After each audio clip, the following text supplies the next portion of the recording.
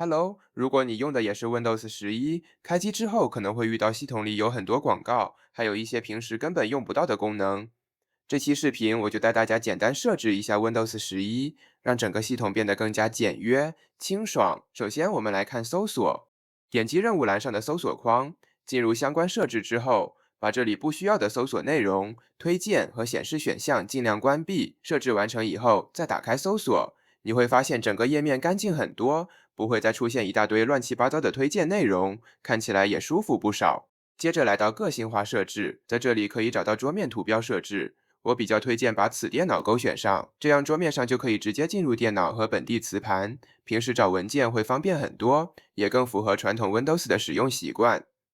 然后就是任务栏，Windows 11默认会放一些我们可能根本用不到的功能和入口，这些都可以根据自己的需求关闭。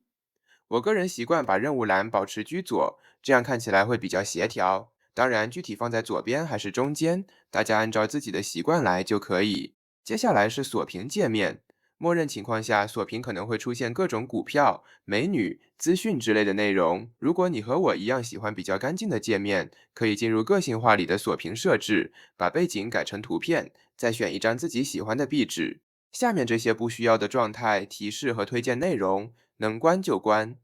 设置完成以后，整个锁屏页面就会变得非常简洁。接着来到应用设置，这里可以检查一下电脑里已经安装的应用，把自己确定用不到的软件卸载掉。其实 Windows 默认自带的50%的应用，我们平时根本不会打开，所以没必要全部留着。然后是 Edge 浏览器，第一次进入浏览器，能不允许的就不允许，能不共享的就不共享。打开 Edge 之后，点击右上角的页面设置，把自己不需要的内容全部关闭。调整完成以后，新标签页就会变得非常清爽，每次打开浏览器直接看到一个干净的页面。我个人还是非常喜欢这种感觉的。接下来还有一个比较推荐大家打开的功能，就是存储感知，直接在设置里搜索存储，进入存储设置以后找到存储感知并打开，它可以按照设定的时间自动帮助我们处理一部分临时文件和不需要的内容。然后再来看 Windows 里面的一些推荐和显示内容，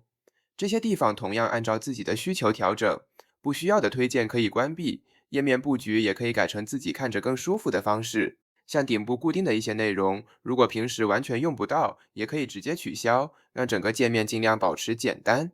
接下来就是自启动管理，打开任务管理器，找到启动应用，这里可以看到哪些软件会跟着电脑一起启动。对于那些平时根本不需要开机自动运行的软件，可以直接禁用。需要的软件就正常保留，减少不必要的自启动以后，开机时后台不会一下子启动一大堆程序，整个使用体验也会轻快很多。然后是系统动画，我自己比较喜欢 Windows 的动画效果，所以基本都会打开，并且更偏向最佳外观。但如果你的电脑性能比较有限，也可以适当关闭一些动画和视觉效果，用一部分观感来换取更加直接、干脆的操作体验。还有电源设置，如果你比较在意电脑的性能表现，可以在电源模式里面选择最佳性能，让系统在使用的时候更加偏向性能释放。